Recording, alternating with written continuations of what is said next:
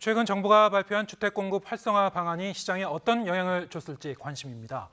4분기 부동산 시장 동향과 지켜봐야 할 주요 변수는 뭔지 김인만 부동산 경제연구소 소장과 함께 짚어보겠습니다. 안녕하세요. 안녕하세요. 네. 올해도 이제 석 달밖에 남지 않았습니다. 네네. 4분기 부동산 시장은 어떻게 갈지 하나하나 좀 짚어보겠습니다. 현재 이제 부동산 시장 어떻게 좀 진단하고 계신지 그 총평부터 좀 들어보죠.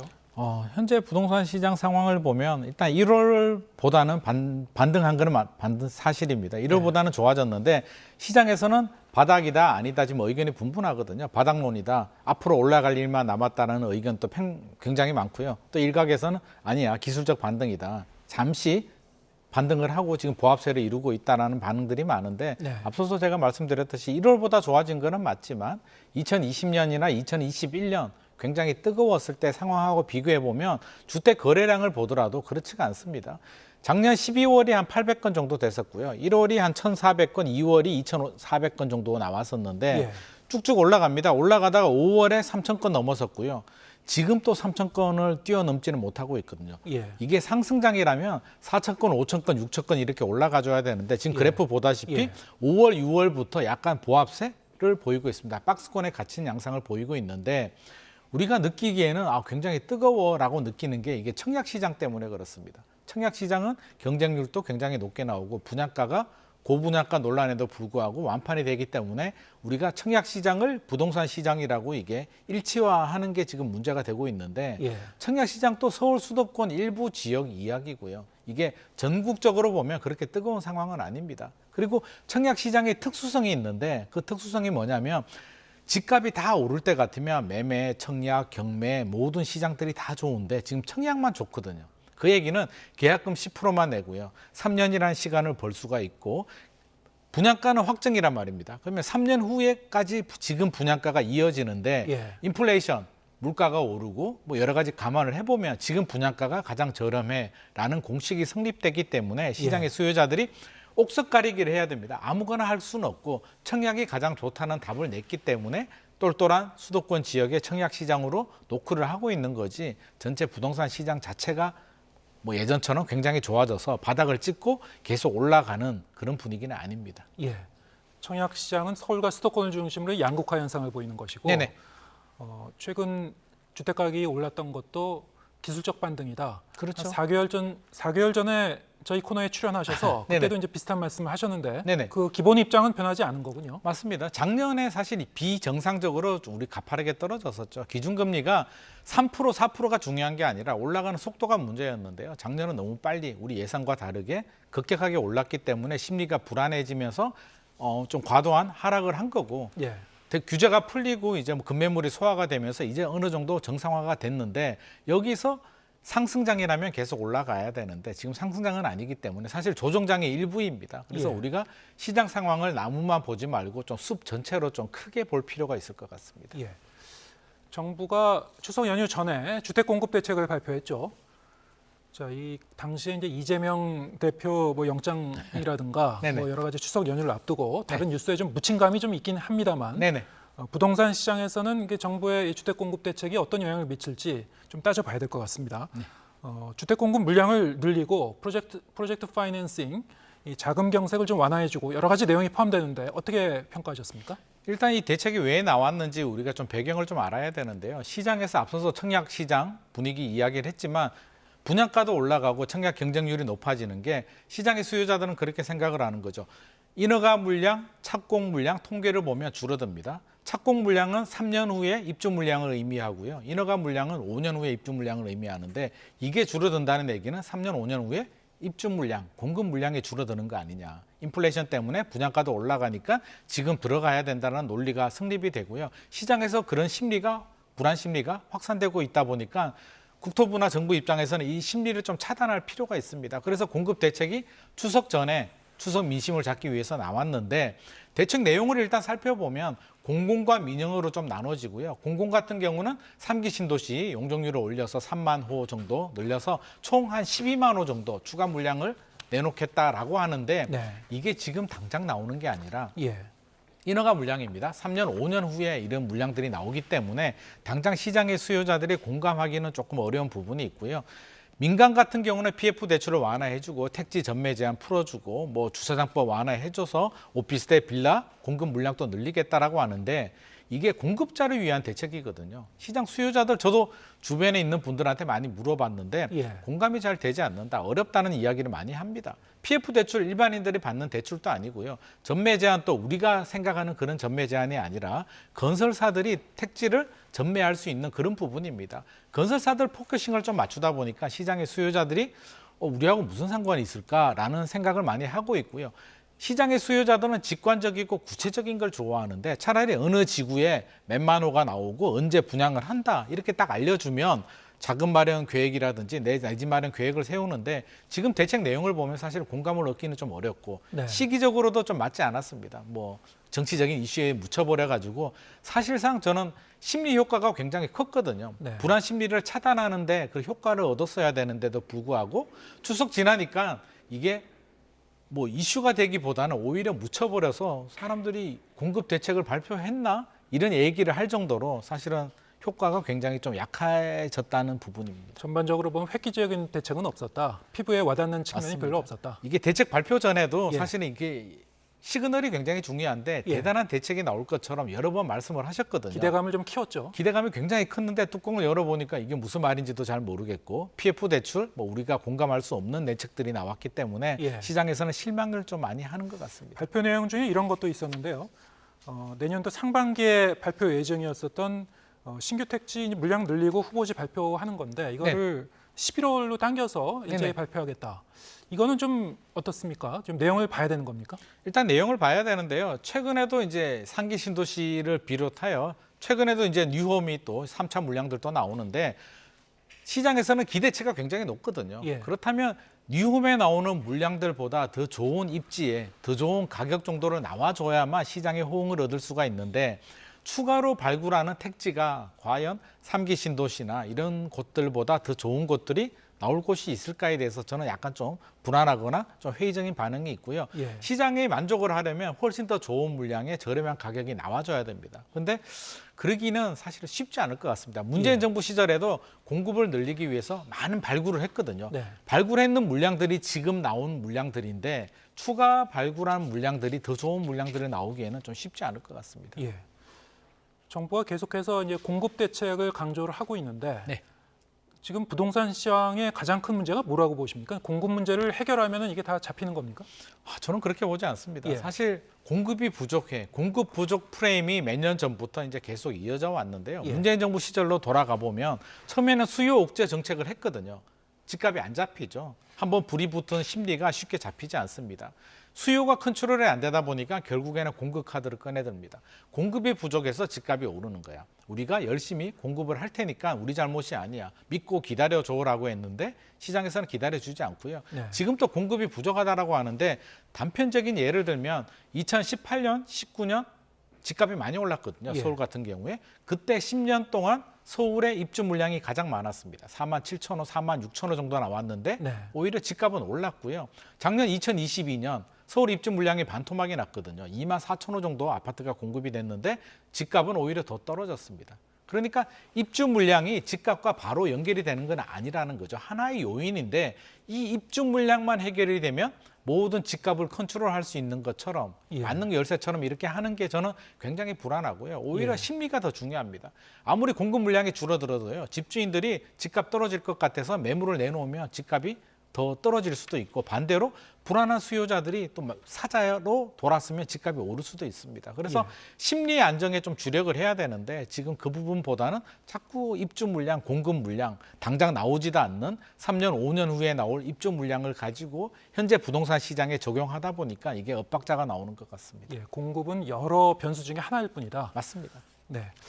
그 여러 변수가 뭔지는 조금 이따가 더 좀 자세히 얘기를 하고요. 네. 이번에 정부 발표 내용 보면은 부동산 프로젝트 파이낸싱 지금 자금 경색 부분을 좀 풀어주려는 그런 대책이 포함이 되는데요. 네. 공적 이 지급 보증 확대를 했습니다. 네. 자, 이렇게 되면 어떻게 되는 겁니까? 아마 대책을 만들 때 건설 회사들의 간담회를 하고 이야기는 많이 들은 것 같습니다. 현장에서 보면 일단 PF 대출 금리가 많이 올랐고요. 대출 신규 대출 받기도 어렵고 기존에 대출 받은 분들은 또 연장이 잘 안 됩니다. 시공사들이. 그래서 공급을 자금 경색 때문에 공급을 못한다라는 볼멘 목소리들을 많이 내놓고 있기 때문에 정부 입장에서는 PF 대출을 좀 금융 지원을 해주게 되면 공급 물량이 늘어나지 않을까라는 생각에 이렇게 뭐 금융 규제 완화들이 나오고 있는데 저는 좀 불안한 게 지금 우리 금융시장도 그렇고요. 중국이나 미국 시장 상황도 좋지 않습니다. 좀 리스크 관리가 좀 들어가야 되고 부실 사업장들 또 부실 건설사들은 사실 좀 정리를 하고 넘어가야 되는 타이밍인데 네. 이게 좀비처럼 좀비 기업들을 생명 연장시켜주는 거거든요. 예. 그러면 과연 향후에 댐도 적당히 물을 좀 빼줘야 되는데 이게 예. 물을 빼지 않고 계속 물을 가둬뒀다가 나중에 한 번에 터지면 그 피해가 훨씬 더 커지거든요. 계속 댐 수위가 지금 올라가고 있는 상황에서 물을 빼지 않고 지금 물을 가두고 있는 양상이기 때문에 좀 불안하고요. 그러면 공급이라도 늘어나야 되는데 사실은 현장에서 왜 공급을 하지 않냐 그러면 가장 중요한 건 시장의 수요자들이 그렇게 받아주지 않습니다. 일부 수도권 인기 지역들은 청약 경쟁률이 높지만 나머지 지역들은 그렇지가 않거든요. 분양을 해서 바로바로 분양이 된다면 사실 규제 완화 대책들이 안 나와도 하지 말라고 해도 아마 건설사들이 알아서 공급 물량을 늘릴 겁니다. 지금 시장의 수요자들이 받아주지 않는 그런 상황에서 PF 대출을 이렇게 좀 금융 지원을 해준다고 해서 정부가 원하는 양의 공급 물량이 나올 것 같지는 않고요. 오히려 부실이 좀 심화되면서 댐 수위가 높아지는 향후에 그 금융시장의 불안의 요인이 되지 않을까 싶어서 정부도 이런 부분에 대해서는 좀 예의주시하고 관리를 좀 해야 될 것 같습니다. 네, 오히려 부실을 더 키울 수도 있다. 맞습니다. 당국자도 지금 시간을 좀 벌기 위한 의도가 있다라고 이제 설명을 하던데요. 네네. 말씀하신 대로 그러면은 올해가 아니고 한 내년쯤 돼서 내년 어느 시점에서 말하자면 이 폭탄을 좀 더 키워서 어느 시점에 일부 사업장에선 이 문제가 터져버리는 그런 것도 배제할 수 없지 않습니까? 터질 가능성이 있습니다. 일단 총선 전까지는 어떻게든 좀 관리를 하려고 할 것 같고요. 총선 지나서 이제 저는 걱정이 되는데 부동산 시장 분위기가 내년 상반기, 하반기 넘어가면서 금리도 내려가고 시장 분위기가 정상화되면서 거래량 또 늘어나고 전체적으로 분위기가 뭐 2020년, 2021년 분위기 정도 된다면 이런 문제들이 다 해결이 될 수는 있는데 이게 더블딕 가능성도 배제할 수는 없고요. 2, 3년 정도 올랐다 내렸다 보합세 지금 흐름이 이어지다가 더블딥이 왔을 때 그런 좀비 기업들이 결국에는 더 숫자가 많아지면서 한 번에 터질 가능성도 있습니다. 네. 미국이 최근의 분위기를 보면 저금리로 가는 우리 작년만 하더라도 올 하반기 정도 되면 금리가 내려갈 것이다 라는 이야기가 있었고요. 올 초만 하더라도 내년에 금리 내릴 거야 라는 목소리들이 있었는데 지금 미국 상황을 보면 그렇지 않을 것 같습니다. 예. 생각보다 고금리가 오래될 것 같고요. 오히려 금리를 한두 차례 미국 같은 경우는 더 올릴 가능성도 있기 때문에 생각보다 고금리가 오래 간다. 부동산 시장 조정장이 1년이 아니라 2, 3년 이상 오래 갈 가능성도 있기 때문에 그런 점은 충분히 대비를 해야 될 것 같습니다. 예. 앞으로 그럼 시장이 어떻게 움직일 건가를 좀 더 자세히 따져보죠. 공급 대책에 대한 어떤 그 시장의 이 반응 좀 더 지켜봐야 되겠습니다만 네. 좀 한계가 있을 것이다 이런 게 전반적인 평가이신 것 같고 네네. 그렇다면은 기존에 한 2, 3년 후에는 공급이 줄어들어서 상당히 이제 가격을 자극하지 않을까 이런 우려가 일부 있었거든요. 네네. 그러면은 그런 시장의 불안 심리를 더 자극하지 않을까요? 그렇게 되면은 뭐 더 이 집을 무리해서라도 사는 분들이 늘어나고 가격도 더 올라가고 뭐 이런 그 우려는 없습니까? 입주 물량이 부족하면 공급이 부족하다는 이야기이기 때문에 불안해할 수도 있는데요. 이게 금리라든지 부동산 정책, 전세 뭐 모든 부분이 맞물려 있습니다. 결국에는 심리인데 네. 심리가 안정적인 상황에서는 입주 물량이 좀 부족하다고 해서 입주 물량이 부족하다는 얘기는 오히려 전세가 강세가 될 수도 있습니다. 빌라 오피스텔이 아니고요. 아파트 전세 같은 경우는 최근에 회복세를 보이고 있는데 앞으로 입주 물량이 부족해지면 전세가 강세가 되고요. 전세 가격이 강세가 되면 또 매매 가격을 또 이게 또 받쳐주는 역할을 할 수도 있는데 예. 이게 밀어 올리기에는 또 우리가 집을 사는 수요자 입장에서 보면 올라가는 집을 사고 싶거든요. 그렇다면 올라가는 분위기가 형성이 돼야 되는데 2015년에서 2021년 7년 상승을 하고요. 지금 집값이 많이 올라가 있습니다. 지금 또 버블이 있는 상태이기 때문에 이 버블이 제거되지 않고 여기서 다시 대세 상승으로 넘어가기에는 현실적으로 예. 좀 어려운 부분이 있어서 시간은 충분히 생각을 해야 될 것 같습니다. 그래서 단기간에 지금 상황을 보면 굉장히 불안해하고 있는데요. 최근에 현장을 보면 매물 체크를 해보면 매물이 늘어나고 있거든요. 네. 이게 집주인들 입장에서는 이제 집값 오르기를 바라는 분들인데 집주인들이 매물을 내놓고 있다는 얘기는 물론 급매물은 아닙니다. 시세보다 호가보다 약간 좀 높여서 내놓기는 하는데 집주인이 상승에 베팅을 한다면 오히려 매물을 회수를 하거든요. 그렇다면 집주인들조차도 추가 상승 여력에 대해서는 하락은 아니겠지만 당분간 큰 폭의 상승은 어렵다라는 부분에 베팅을 하고 있어서 저는 그렇게 뭐 우리가 걱정하는 것처럼 3년, 5년 후에 입주 물량이 줄어드니까 문제가 된다. 그거는 3년, 5년 후에 어떤 일이 발생할지 미국이나 중국이나 우리나라 경제 상황을 좀 봐야 되고요. 지금 너무 불안해할 필요는 없을 것 같습니다. 예.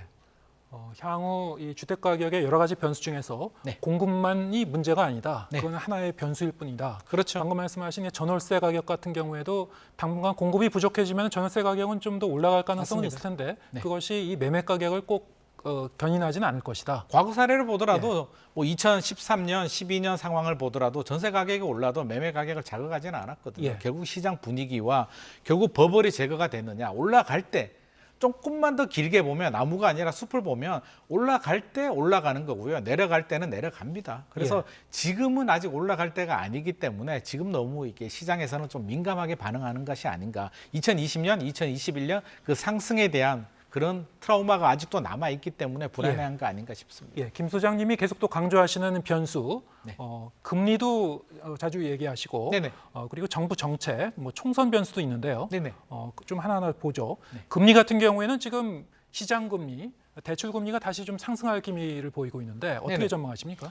금리 내려가기는 쉽지 않을 것 같습니다. 한 5월만 하더라도 대출 금리가 좀 내려갔거든요. 시장 금리가 내려갔는데 하단 금리가 3% 후반대까지 내려갔다가 최근에 한 4% 중후반대까지 다시 올랐는데 금융권 이야기를 들어보면요. 금융권에서도 하반기에 금리 인하가 되지 않을까에 베팅을 하고 먼저 선제적으로 시장 금리를 좀 내린 부분이 있는데 지금 여러 가지 상황을 보면 금리 내려가기가 쉽지 않겠다라는 판단을 한 것 같고요. 다시 금리를 올리고 있습니다. 금리 올리고 있다는 얘기는 정부 당국에서도 이제 주택시장이 바닥을 찍고 1차 바닥을 찍고 좀 회복을 했기 때문에 급한 상황이 아니거든요. 1월 같은 경우는 집값이 너무 가파르게 떨어졌기 때문에 이게 미분양이 급증하게 되고요. PF 대출, 금융시장으로 이게 확산이 되는 그런 불안감 때문에 개입을 한 거고 지금은 정부가 개입하는 단계가 아니기 때문에 결국 그렇게 본다면 뭐 저는 부동산 시장 흐름 자체가 그렇게 위험한 수위로 가지는 않을 것 같고 금리는 한국은행 입장에서는 굉장히 곤혹스러울 겁니다.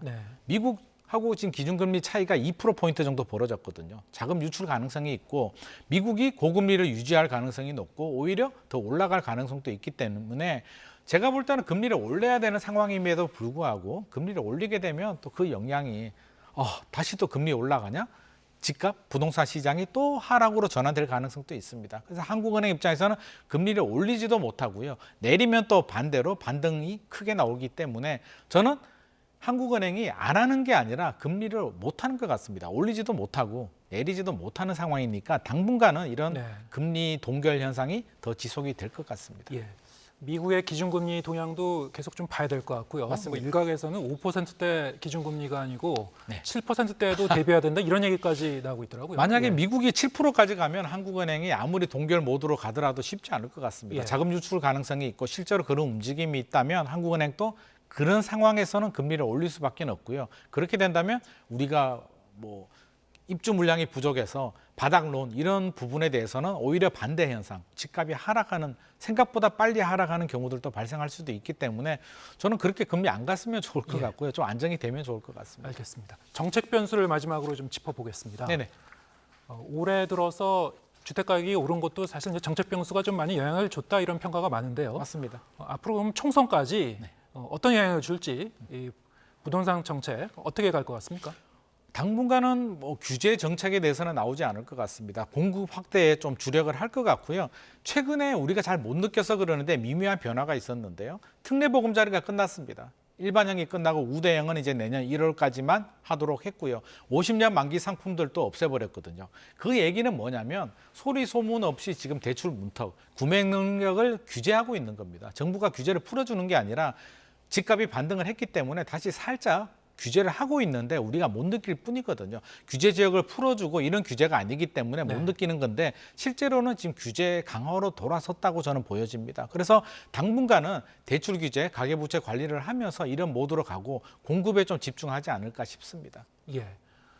총선까지 우리가 좀 예상하지 못했던 어떤 정책 변수가 나올 가능성도 있습니까? 저는 없다고 봅니다. 정부 입장에서는 총선을 앞두고 집값이 올라도 문제고요. 내려도 문제거든요. 그렇다면 최대한 자극을 배제해야 되기 때문에 규제 지역을 푼다? 규제 지역을 묶는다 이런 규제들은 절대 나오지 않을 것 같습니다. 예, 알겠습니다.